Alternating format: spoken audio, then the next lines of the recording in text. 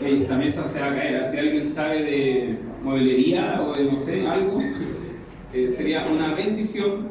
Yo traté de pegarle una apretadita, pero con los pocos y nada conocimientos que tengo en mueblería, no pude.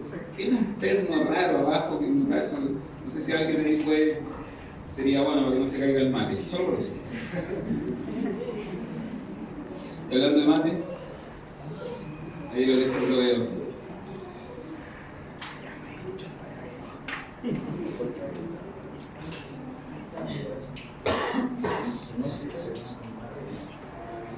Gracias, muchas gracias. Mira que el Señor cómo habla.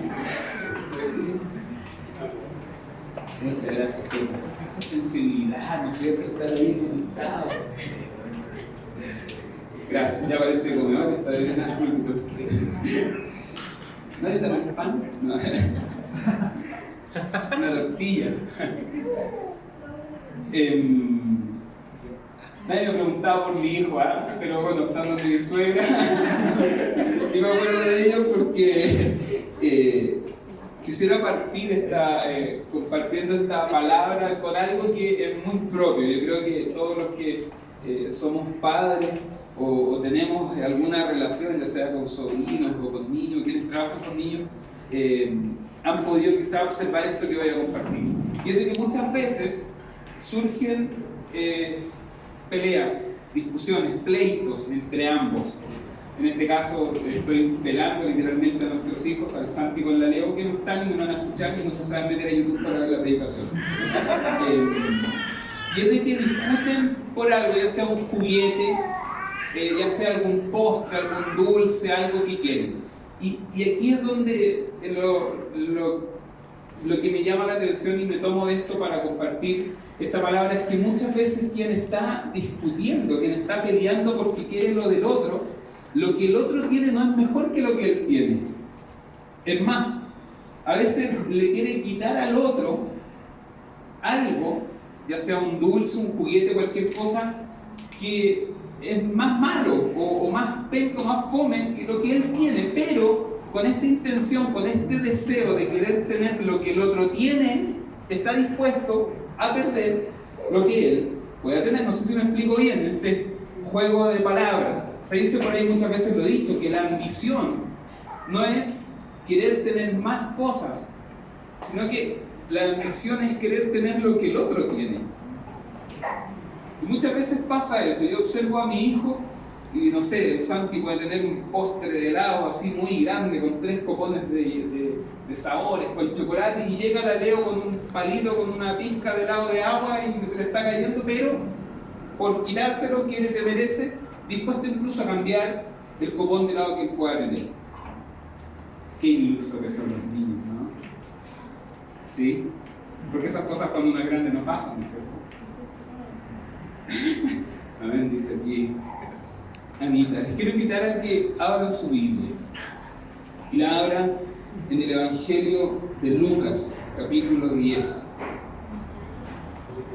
Lucas, capítulo 10, el último versículo. Vamos a leer del 38 al 42.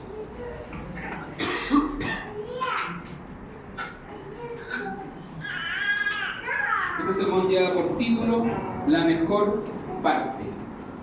Abrimos nuestra Biblia en Lucas capítulo 10 y esperando usted el árbitro de lo busco. Lucas está entre Génesis y Apocalipsis, lo puede buscar. Lucas capítulo 10, verso 38 al 42. ¿Ha leído esta historia, no? Cuando Jesús visita a Marta y a María. Vamos, puede responder. Si la leído, si amén. Expóngase igual, ¿ya? Todos sabremos por qué no lee la Biblia. Y dice así, Lucas capítulo 10, verso 38 al 42. Aconteció que yendo de camino, entró en una aldea, y una mujer llamada Marta le recibió en su casa. Aquí estamos hablando de Jesús. Jesús yendo camino. Otra escena donde encontramos a Jesús caminando, moviéndose, entró en una aldea y una mujer llamada Marta le recibió en su casa. Esta tenía una hermana que se llamaba María, Marta y María, la cual, sentándose a los pies de Jesús, María oía su palabra.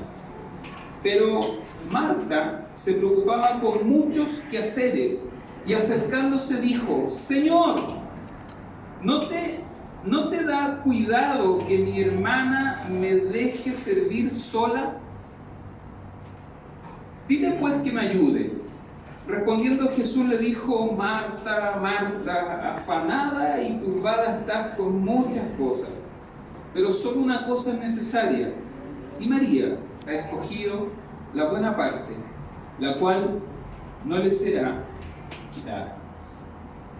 Una pequeña, breve historia que sin duda al profundizar, al meditar, al masticar esta palabra nos arroja, nos da muchas luces, nos arroja profundas enseñanzas, las cuales hoy día quiero que juntos veamos. Y lo primero que quisiera compartir, algo que hablaba recién incluso cuando daba la bienvenida, y es cómo encontramos a Jesús constantemente caminando. En los evangelios, especialmente en este evangelio de Lucas, es Jesús quien siempre aparece en camino. Quizá un dato que puede darnos un poco luces a por qué el escritor muestra esta imagen de Jesús, y es de que Lucas escribe a los griegos, a los o judíos helenizados. No escribe desde la base pensando para un pueblo judío, un pueblo de tradición, sino que está escribiendo a paganos. Lucas está escribiendo no al pueblo de la historia, sino a los nuevos, por así decir. Ya entendiendo aspectos como ese, nos da luces, grandes luces, al adentrarnos a estas historias que podemos encontrar, apreciar en el libro de Lucas. Sabemos de que Lucas escribe dos grandes obras, es Lucas y Hechos. Para quien no sabía, ahí tiene dos hermosos tomos en el cual puede estudiar. Y como decía, vemos a Jesús, quien aparece en camino. Jesús aparece en movimiento constante. Es Jesús quien recorre.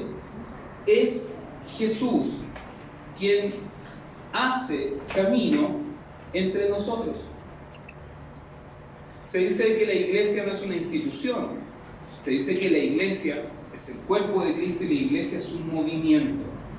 Cuando la iglesia se estanca, cuando un cuerpo se solidifica, se endurece, el movimiento le puede causar una quebradura. Es por eso que esta escena del constante camino, el constante caminar, nos da luces acerca de lo que significa el seguimiento a Jesús. Y en cuanto a lo que significa el acompañamiento de Jesús con nosotros también. No es algo estático, no es algo rígido. La religiosidad muchas veces busca ser rígida, busca ser sólida, busca ser inamovible. Estos son los puntos que nos definen, esto es lo que creemos, esto es lo que no creemos, esto es lo que tenemos que hacer y esto es lo que no podemos hacer, y así se ha hecho siempre y así lo vamos a seguir haciendo. Sólido, rigidez. Pero en su palabra vemos la importancia acerca de este movimiento, de esta flexibilidad. Es Jesús quien recorre, es Él quien se hace camino, y no un camino solitario, sino constantemente vemos en las historias, en los evangelios, que Jesús se desvía, que Jesús se detiene. Como dice aquí al principio del texto que acabamos de leer, dice: aconteció que yendo de camino entró a una aldea. Jesús, yendo de camino, se desvía y acontece esta historia que acabamos de leer. El comienzo del Evangelio de Mateo, solo como referencia, lo voy a tomar por ahí por el capítulo 9, si no me equivoco, dice que Jesús recorría todas las ciudades, que Jesús recorría todas las aldeas.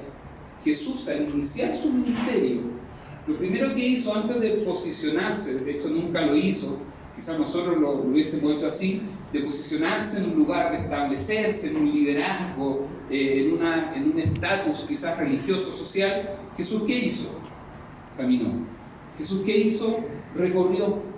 Dice que recorrió todas las aldeas, recorrió todos los lugares, estuvo con la gente, conoció sus necesidades, caminó con ellos, los escuchó, avanzó. El versículo que leí cuando saludaba, ahí en Lucas 24, Jesús junto a los discípulos camino a Emaús. Es otra escena que también vemos en este caminar, en este avanzar, cuando Jesús sube a Jerusalén. En ese caminar también acontece un montón de cosas, los cuales los escritores, los evangelistas nos hablan. Es Jesús quien hace camino, y es Jesús quien en ese caminar se mezcla con nuestro camino. Se mezcla con nuestro caminar. Es Él quien se detiene, es Él quien se desvía para vincularse con los hombres, para vincularse con nosotros. Jesús es parte del camino nuestro para vivir con nosotros. Jesús desvía su caminar para involucrarse, para vincularse en nuestro caminar.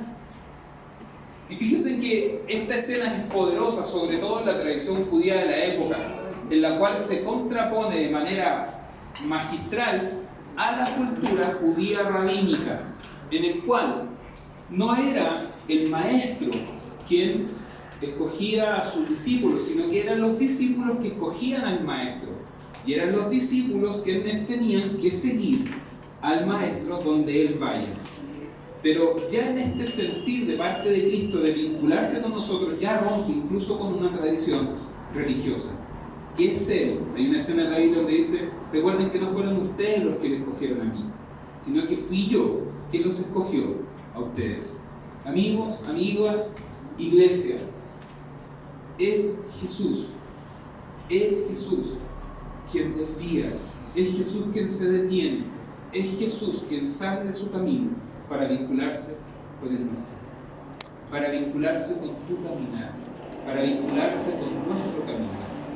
No es Él que nos llama desde su vereda para decir: vengan, dejen ustedes lo que son y la esencia que ustedes tienen y tu carácter y tu historia de vida, y no, sino que es Él quien se vincula con nosotros, es Él quien se desplaza para encontrarse con nosotros.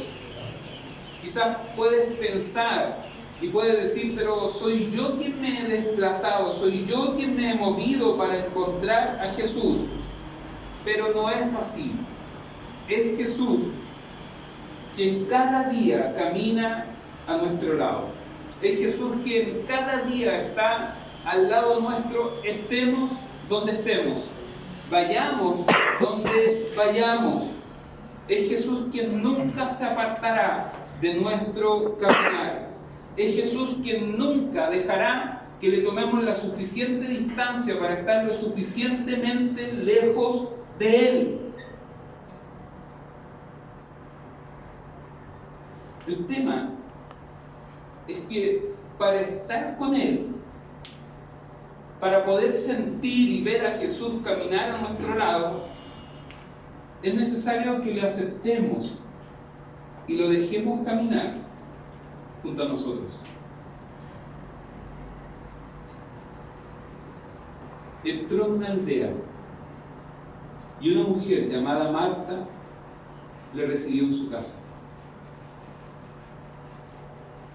Para poder caminar con Jesús es necesario que haya de nuestra parte una aceptación hacia Él, hacia su persona, una acogida a su presencia, a su acompañamiento. Es necesario que lo dejemos y aceptemos que entre en nuestro caminar. Es esto lo que podemos ver en el corazón del versículo, cuando dice que Marta recibió a Jesús en su casa. ¿Qué quiere decir recibir a Jesús?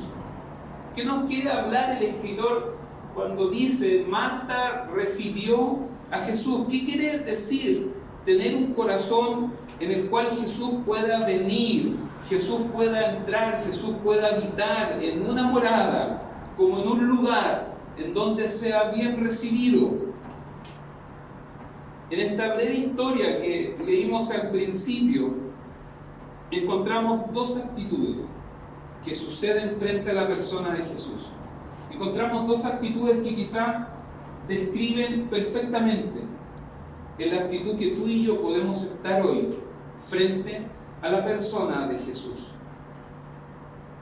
Marta recibe a Jesús en su casa, pero Marta no recibe a Jesús como verdaderamente debiese recibirlo, porque quizás Marta no ha comprendido, quizás Marta no ha dimensionado lo que significa recibir a Jesús en su casa.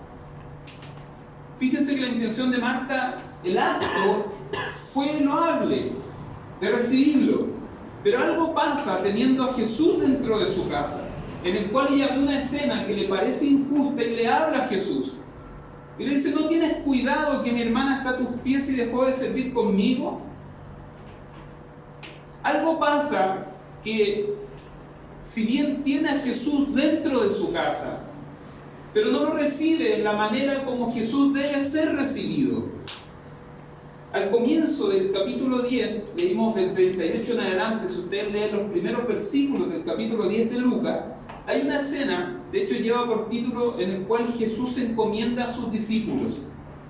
Si usted revisa ahí en su casa, o revisa ahora rápidamente, en el capítulo 10 dice: misión de los 70. Y Jesús envía a sus discípulos, les entrega algunas señales, algunos tips, por así decir, para que ellos evangelicen. Y hay algo que Jesús les dice, les enseña en la manera en cómo ellos deben relacionarse y estrechar relaciones con las personas. Algo que es clave para entender esto que estamos desarrollando es que en una parte Jesús les dice, les da asignaciones especiales para cuando ellos entren en casas de personas.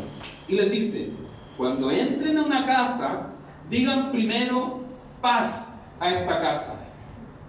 Cuando Jesús encomienda a los suyos, versículos más arriba, les dice: cuando vayan por las calles, cuando entren a las casas, lo primero que deben hacer es entrar y decir: paz en esta casa.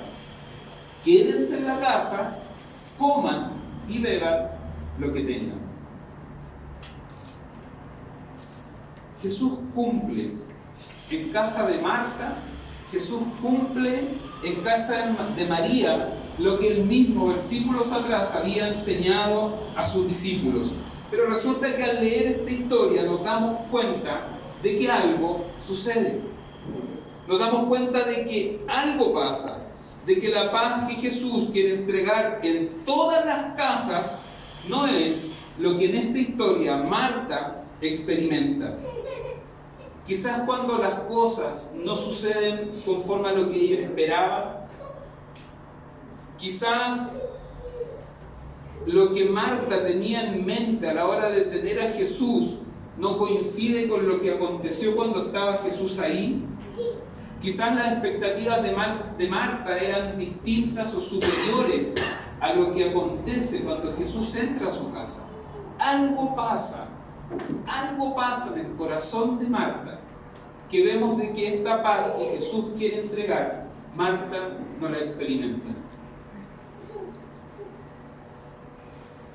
En su reacción no encontramos ni siquiera atisbos de paz. Ahora, ¿qué fue lo que a Marta le quitó la paz? ¿Qué fue lo que a Marta le haya robado la paz, le haya robado el gozo de tener a Jesús en su casa? ¿Qué sucedió en ella? ¿Qué vio Marta que le impide disfrutar, le impide recibir esa paz que Jesús le quiere dar? Algo que esta historia nos muestra es de que cuando nosotros perdemos la paz, escúcheme muy bien lo que voy a decir, iglesia, cuando nosotros perdemos la paz, nuestras relaciones se ven afectadas. Nuestras relaciones con nuestro prójimo, con nuestro hermano, y nuestras relaciones con Cristo. Cuando perdemos, cuando no recibimos, cuando no disfrutamos la paz que Jesús nos quiere dar, nuestras relaciones se ven afectadas. María era su hermana.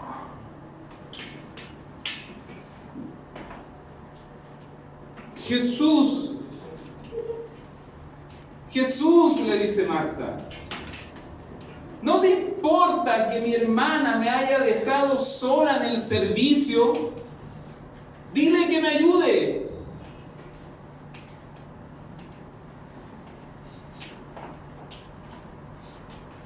Como seres humanos, y no estamos exentos a ser creyentes, al ser hijos de Dios, tenemos una tendencia.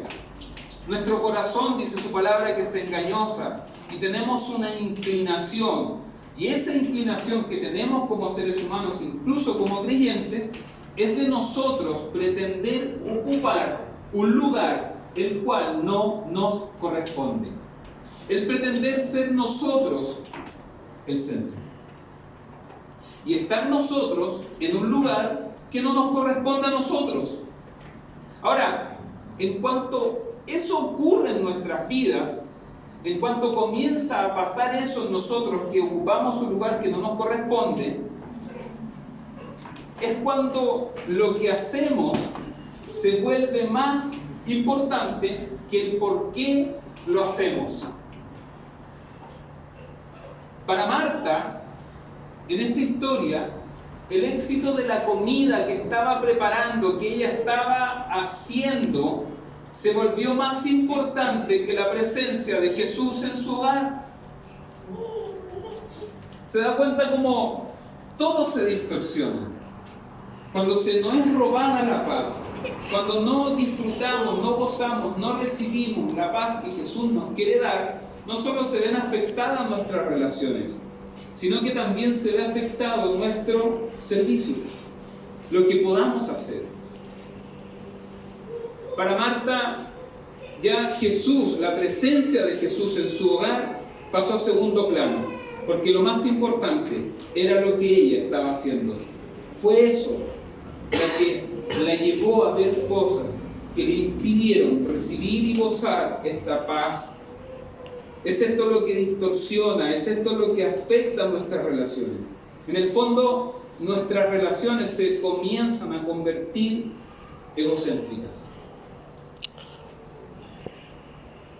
En mi hermana, por lo tanto, me pertenece. Y porque me pertenece y es mi hermana, me tiene que ayudar en lo que yo estoy haciendo.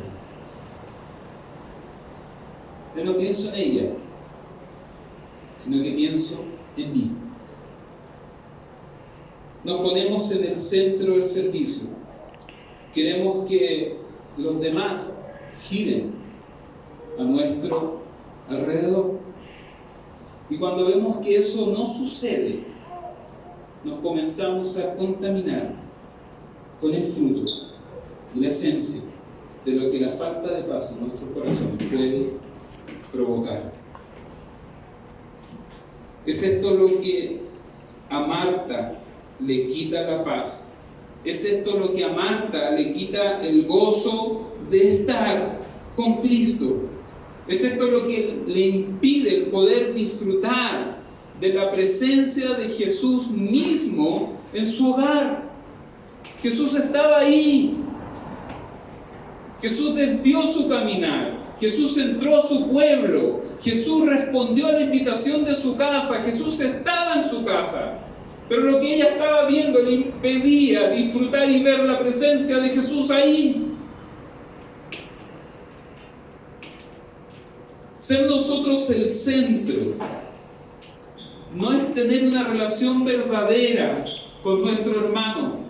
Ser nosotros el centro no es tener relación verdadera con nuestro prójimo. Las verdaderas relaciones, las sanas relaciones que están en el corazón de Dios para nosotros, para sus hijos, las relaciones que podemos ver a través de su palabra, consisten en completamente lo opuesto a lo que una relación ambiciosa provoca. Y es justamente el descentralizarnos de nosotros mismos para centrarnos en el otro. Lo que Jesús nos enseña, lo que su palabra nos enseña, es sacar el foco de mí, es sacar el foco de lo que tú quieres, lo que tú anhelas, lo que sientes, lo que esperas, las expectativas que tienes, lo que estás haciendo. Es descentralizarte. ¿Para qué? Para el prójimo.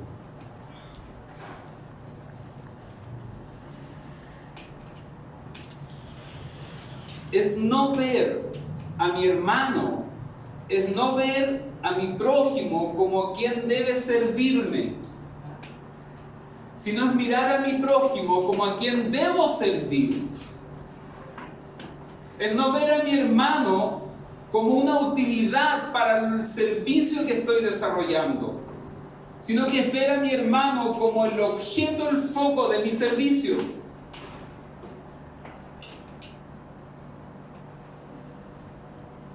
Marta se encuentra preparando la comida para Jesús. Lo que aquí se pone en cuestión no es el objeto de su generosidad. Lo que se pone en cuestión aquí es la manera en que ella está sirviendo. Algo le robó la paz. Algo robó la paz de Marta en el servicio. Muchas veces queremos hacer muchas cosas para el Señor. Muchas veces tenemos toda la fuerza, todo el deseo de querer hacer cosas al Señor, pero inmediatamente seguido a cuando nos disponemos a servir o a hacer, comienzan a surgir cosas que nos roban la paz. Comienzan a surgir cosas que nos roban esta bendición de tener a Jesús sentado en nuestra casa. Nos desvirtúan del por qué hacemos lo que hacemos. Y es cuando comenzamos a mirar a nuestro hermano con nuestros ojos y no con los ojos de Cristo. Una persona llena del Señor, una persona llena de paz, de esta paz que solo Cristo puede dar, una persona gozosa, alegre, disfrutando de la presencia de Cristo en su hogar, no ve a su hermano con ojos de juez.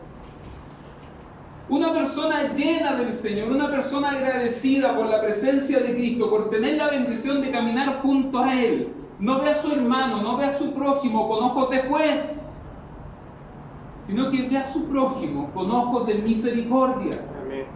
Ve a su prójimo según los ojos de Cristo. Ve a su hermano, ve a su hermana con los ojos de Cristo.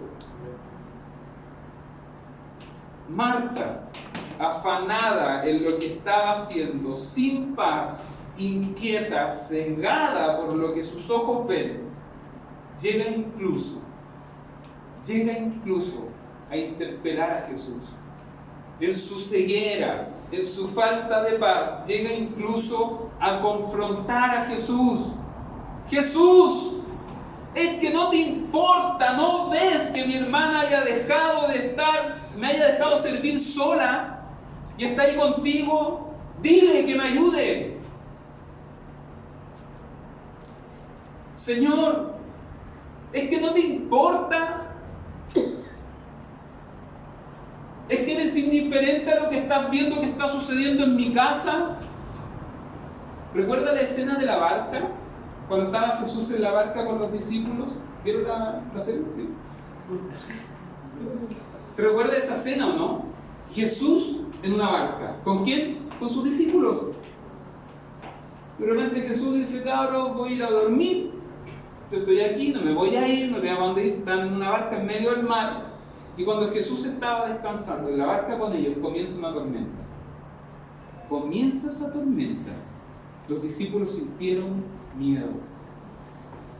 Y cuando la tormenta se hacía más fuerte, ¿qué hacen? Van a despertar a Jesús. Amigos, se repiten las mismas palabras. Señor, ¿es que no te importa que vamos a perecer? ¿Es que no te importa lo que está sucediendo? Nótese, Señor, ¿Es que no te importa lo que está sucediendo? Exactamente las mismas palabras que encontramos en este versículo. Vamos un poco a la historia. Marta, confrontando a Jesús en su casa. Marta diciendo: Señor, ¿no estás viendo esto? Señor, estás en mi casa y no te importa lo que está sucediendo. ¿No te interesa la humanidad? ¿No te interesan las relaciones? ¿No te interesas por mí? ¿No te interesa lo que me pueda suceder? Señor, ¿estás durmiendo? ¿Te has sentido alguna vez abandonado por el Señor? ¿Te has sentido alguna vez abandonado por el Señor, abandonada por el Señor? Te interpelan esta exclamación de parte de estas personas que estuvieron con Él.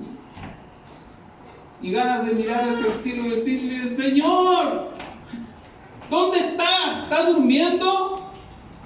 ¿Es que no te interesa lo que estoy viviendo yo? ¿No ves lo que está sucediendo aquí en mi casa?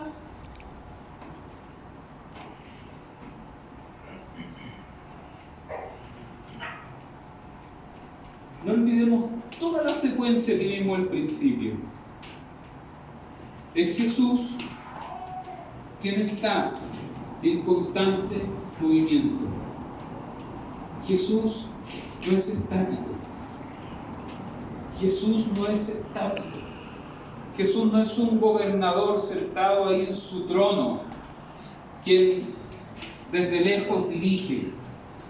Lo que su palabra nos enseña, que Jesús, Dios hecho hombre, Dios encarnado, es quien está en constante camino.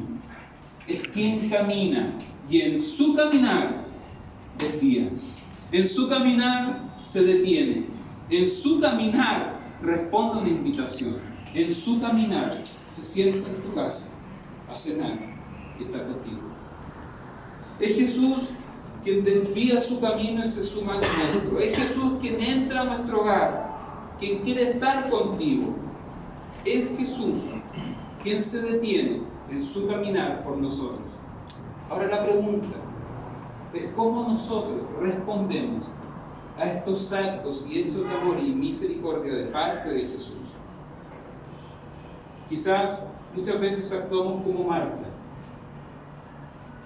en el cual sí lo recibimos, pero en realidad no lo recibimos como debiésemos recibirlo. Quizás Jesús está sentado en nuestro hogar, quizás Jesús es parte de nuestra casa, pero no hemos dimensionado. Quizás hay cosas que nos desvían de ver a quien tenemos sentado en nuestro libro, en nuestro corazón. Hay cosas que quizás te han robado la paz. Hay cosas que quizás te han robado el gozo de tener a Cristo en tu corazón.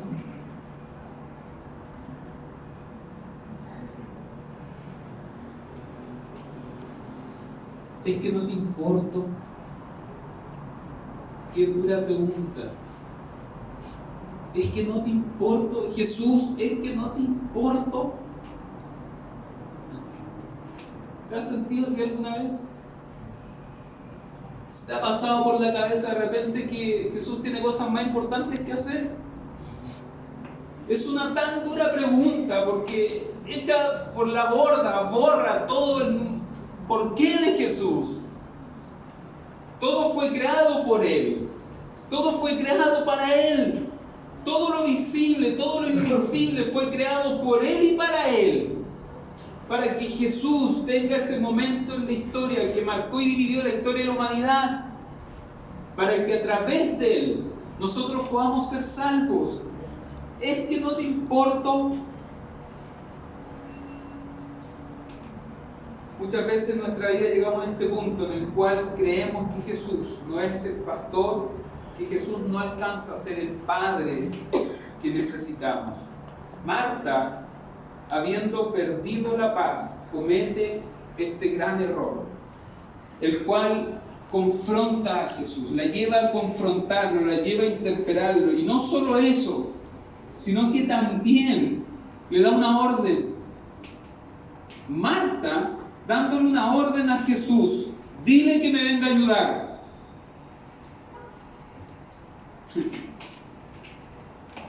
Señor, ¿es que no te importa? Ahora haz esto.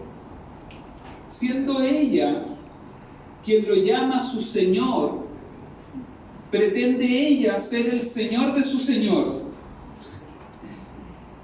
Siendo ella quien lo llama su Señor, la desviación, la tergiversación es tal que pretende ser ella el Señor de su Señor, diciéndole a Jesús lo que debiese hacer, diciéndole a Jesús lo que según sus ojos debiese suceder en esa escena. ¿Te has visto alguna vez en una situación similar con el Señor? ¿Te has visto en alguna situación en la cual te gustaría tener a Jesús sentado ahí y decirle, ¿no te das cuenta de esto? ¿No te das cuenta de lo que estoy pasando? ¿No te das cuenta? ¿No escuchas las oraciones que he estado haciendo por tanto tiempo? ¿No ves la injusticia que estoy viviendo? ¿No ves lo que está sucediendo en mi familia? ¿No ves cómo está mi matrimonio? ¿No ves cómo están mis hijos? ¿No ves la injusticia que vivo en el trabajo? ¿No estás viendo la situación que estoy pasando? Podrías hacer esto. Podrías cambiar esta situación. Podrías actuar de esta manera. ¿Te has visto alguna vez en una situación así? Yo sí.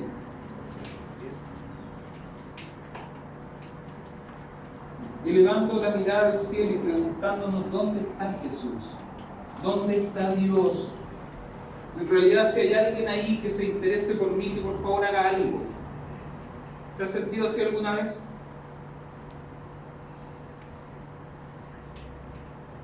Creyendo que Jesús no te conoce lo suficiente, creyendo que Jesús no está viendo lo que te está pasando y no hace nada.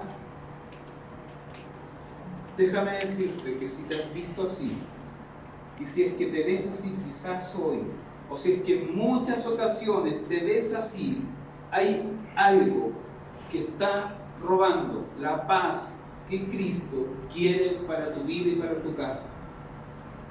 Hay algo que está robando lo que Cristo te quiere dar. Hay algo que está robando el gozo, hay algo que está robando esa paz que solo Jesús puede dar.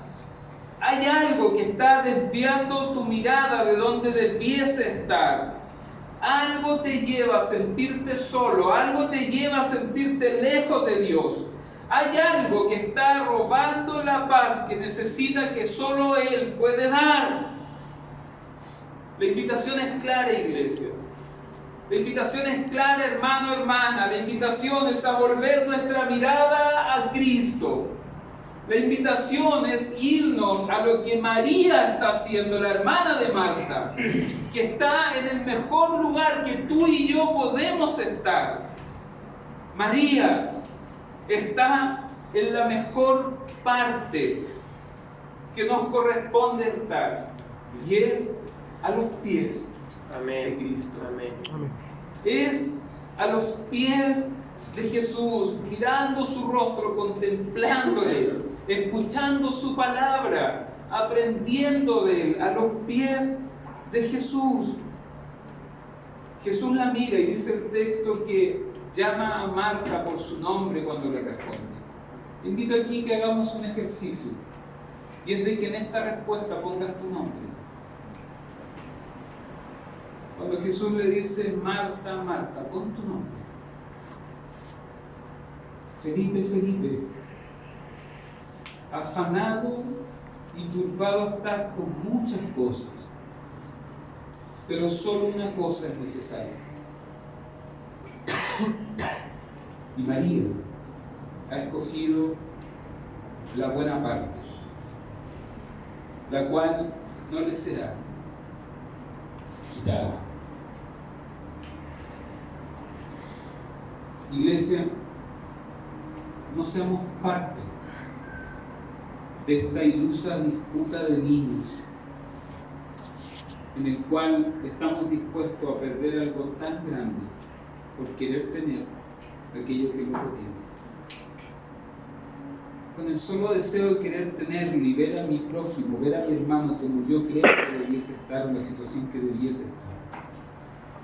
Que no hayan cosas que te roben la paz, que no hayan cosas que roben el gozo, que no roben la alegría de tener a Jesús, quien es Él, quien da el paso de caminar e involucrarse en nuestro camino, en nuestra historia de vida.